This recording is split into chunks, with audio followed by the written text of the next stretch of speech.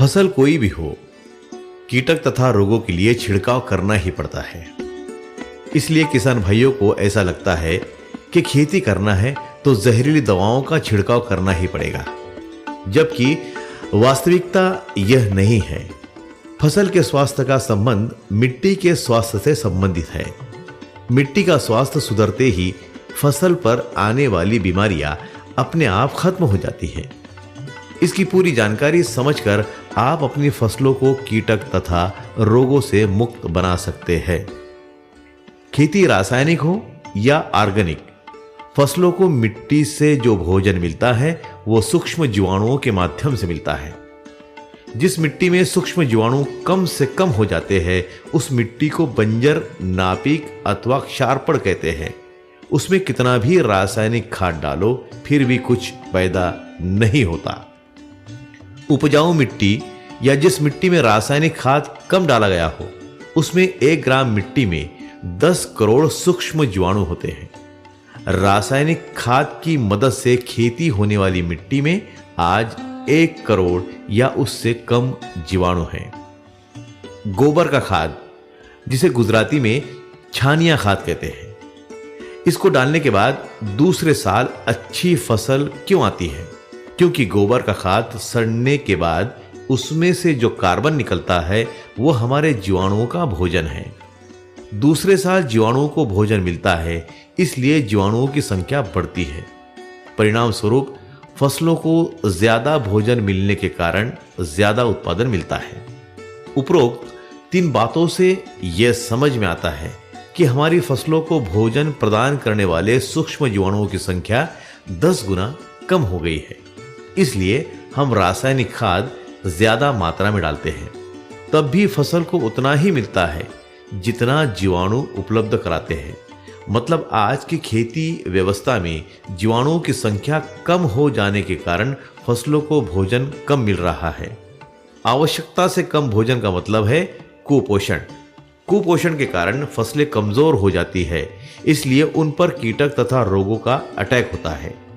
जहरीली दवाओं के छिड़काव में कुछ कीटक तो मर जाते हैं, परंतु जो कीटक छिड़काव के बाद जिंदा रहते हैं उनमें जहरीली दवाओं की प्रतिकार शक्ति आ जाती है, फिर उनको मारना मुश्किल हो जाता है। एक और कारण है कुपोषण का। रासायनिक खादों के कारण मिट्टी कड़क हो जाने से, सूक्ष्म जीवाणु मर जाने से, मिट्टी में ऑक्सीजन समाप्त हो जाने से विषाणु पैदा होते हैं। ये विषाणु फसल की जड़ों से भोजन की चोरी करते हैं। परिणाम स्वरूप फसलों का कुपोषण होता है। अब एक बात आप समझ लीजिए कि सिर्फ कुपोषण के कारण हमारी फसलों पर कीटक या रोगों का अटैक होता है। इतना ही नहीं, फसल के पत्ते छोटे छोटे आते हैं, पत्तों का कलर लाइट ग्रीन या पीला हो जाता है, फसल की ग्रोथ अपेक्षा के मुताबिक नहीं होती, शाखाओं की संख्या कम होती है, अचानक फूल गिरने लगते हैं, अचानक फल गिरने लगते हैं।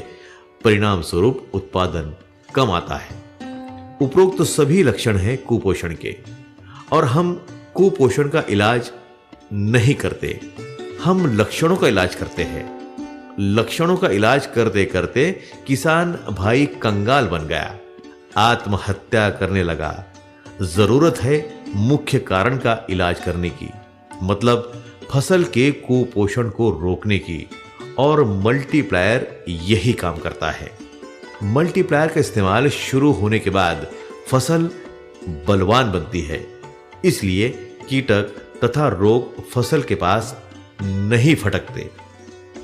लक्षणों का इलाज जिंदगी भर करना पड़ेगा, और अगर आप बीमारी का इलाज कर देंगे तब एक बार इलाज और जिंदगी भर बीमारी से मुक्ति। आज मार्केट में जो कंपनियां हैं वो नहीं चाहती है कि आपकी फसलों की बीमारी हमेशा के लिए समाप्त हो जाए, क्योंकि वो जिंदगी भर आपको उत्पादन बेचना चाहते हैं। हमारी कंपनी एक मिशन के लिए काम कर रही है।